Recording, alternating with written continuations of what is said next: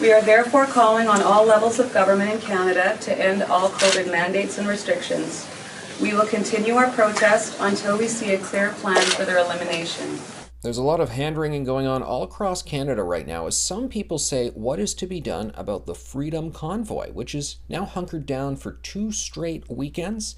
The days, they continue to elapse, and there seems to be no sign of this coming to an end. And people talk about various different resolutions, different pathways forward to clear this up, to get the Freedom Convoy to leave Ottawa. And one thing I can't help but notice is that there are so many people unable to see the forest for the trees, unable to talk about, well, the specific requests that have been made by the Freedom Convoy and how those requests actually overlap with where we are headed as a country anyway, where public opinion is at, what public health officials all across Canada are saying, and what other jurisdictions all around the world are saying. The reality is that members of this freedom movement are average, peace-loving, and law-abiding citizens from all walks of life who are fed up with being disrespected and bullied by our government. So the Freedom Convoy, of course, began initially in the West Coast, a convoy traveling all across Canada, arriving eventually in Ottawa, saying no to the truckers' mandate, a new mandate that Justin Trudeau was bringing in for truckers crossing the border. And it's like 2 years into all of this, when so many places are doing away with rules, Justin Trudeau suddenly feels like he has to bring a new rule in. He layers them on as opposed to peeling the rules back. And that was the original impetus for this. And of course, people travel all across the country, and as they did, they got more and more funds sent to them, more and more supporters, people waving at them at overpasses. And this has, of course, become a symbol for something much greater now. End the mandates. That is their request. And by mandates, they mean no more top-down, broad-based COVID rules for people really all across Canada. And here's the thing. We are going there anyway very soon, and people support that. Public opinion polling shows that an Angus Reid Institute poll, for instance, shows that 55% of Canadians say just do away with all COVID rules, and then people who need to protect themselves take added precautions. They can do all of that. There are other polls that show a mixed perspective, but I think at the end of the day, if tomorrow all COVID rules instantly ended in Canada, I think most people would be fine with it. They'd go about living their lives. Oh, and by the way, to end, say, a mask mandate doesn't mean it's suddenly against the law to wear a mask and you're denied service. It just means that if you are choosing not to wear a mask, you are no longer denied service. You can't call the cops and say, hey, there's a guy not wearing a mask anymore.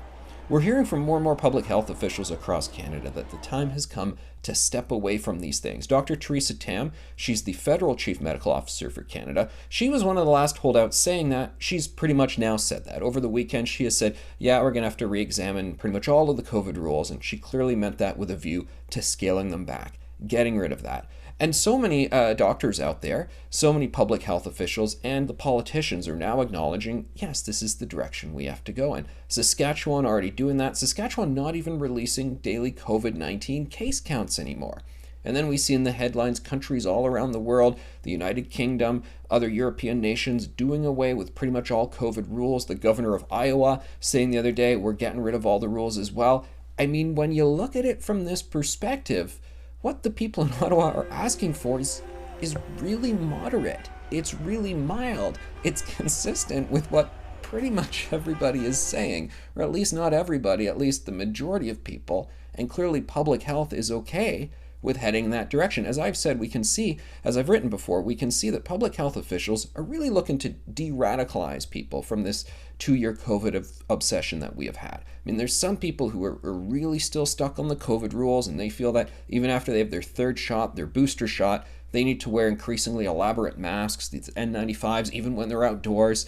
And it's like, okay, each to their own. I don't judge personal choices, and they can keep doing that after the mandates are lifted, but that's also probably not a healthy position, a mindset to be in, and we got to help walk these people back. And I think those are really the only people who are really digging in their heels saying, no, we can't end these mandates. Everybody else either actively supports ending them, or let me tell you, they're probably just going to shrug it off and be like, okay, whatever, I didn't think it would happen this soon, but it's happening now. So just keep that in mind. I know the politicians do not want to make it seem like they're making a decision as a direct response to what the protesters are saying. They're worried about it setting a precedent. And well, clearly Prime Minister Justin Trudeau, he's a stubborn guy in that regard, and he certainly wouldn't want to do something because protesters have asked him to do it.